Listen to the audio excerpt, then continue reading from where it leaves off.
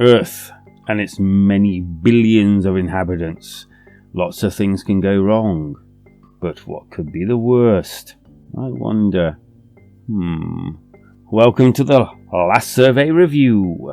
My name's Kanan, and don't forget to hit that like and subscribe button to keep yourself up to date with all the latest, and make sure you hit that link down below to come and see us in our community Discord. Link is below. I already said that. And so let's see what perils and twists and turns there are in the last survey. In the gameplay!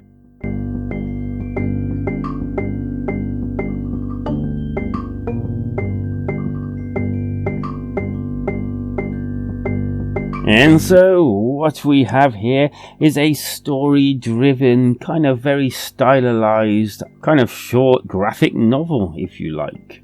And as usual, these sort of things, I'm going to try and stay away from spoilers. But I will say that you're kind of like a specialist and you've been hired by a big company, and basically you discover something really bad and it's your task to break the bad news.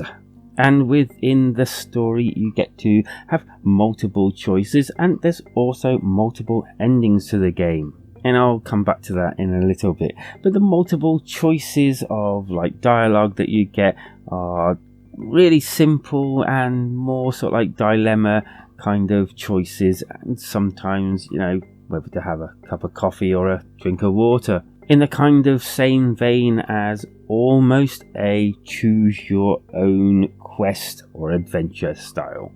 I find the actual writing style kind of felt very sort of how can I explain it? Highbrow.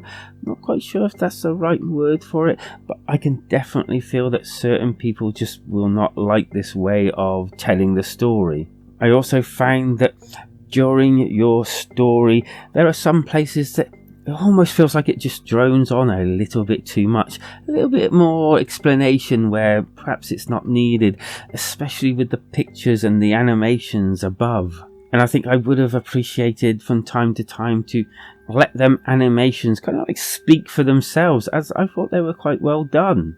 The alternate endings that I actually had a bad ending, and the rest of them you don't actually, or at least in my experience, start from the beginning. You kind of start back a bit. But if you truly want to delve yourself back into it, then you can start the whole thing once again. It probably will take you, I don't know, depending on your reading abilities and all, 45 minutes, maybe a bit less, maybe a bit more, an hour. The other thing also, that when you actually restart again or go back in the actual story, the problem that I found was I've read all of this, and there's this little icon that you basically, if you skip too far ahead, it will then kind of end the game and say that you're rushing and other little things like that. So you can't just skip through the story. And I understand this is a kind of game about, patience and, all that lot. But at the same time, if I've read it all multiple times, I don't want to be reading it all again. I just want to skip through it and maybe pick or do something different in the dialogue choices. And I kind of felt that because of this reason and this reason alone, I didn't really want to go back and get or find or do any more of the alternate endings, which is a shame. Graphically, I do actually like these little snippets of graphics and drawings that apparently are all hand drawn. And yeah, you can kind of tell this, but it kind of reminds me of kind of a stop motion type thing, which is pretty cool and kind of captured my attention as I actually played the game. So there wasn't just this dialogue, there was something to watch as well. Sound wise, well, there's different kinds of sounds, mood like sounds if you like, and yeah, this was actually quite cool.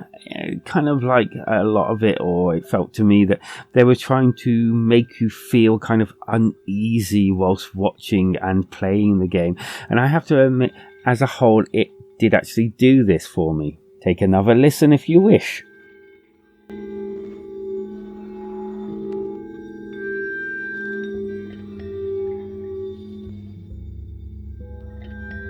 The good. Well, I did like the graphics, the actual animations and drawing bits that are pretty cool. I do like the sound, the way it makes you feel uneasy 1 minute and then, evokes different emotions another. And the story is pretty cool as a whole, and multiple endings is also welcome as well. The bad. That not being able to speed through the dialogue after you've completed it once is kind of like very jarring. It really didn't feel good, and I just didn't want to reread the entire thing or just sit there and wait for this counter to go up in order to skip more pages to get to where I want to actually be. It is rather short, and I think maybe a tad bit overpriced as well. And now with the score, I get to see whether it's going to end up on the Wall of Fame or the Wall of Shame, or maybe in that void in the middle, in the invisible Wall of Averagenesses. And I'm going to give the last survey a 3 out of 5, and it just about gets that 3 out of 5 from me, because, well, it's an alright story. It does really nice with the graphics and the sound, and I did enjoy it after all. But it was marred by those problems I've already mentioned, and it's just a shame.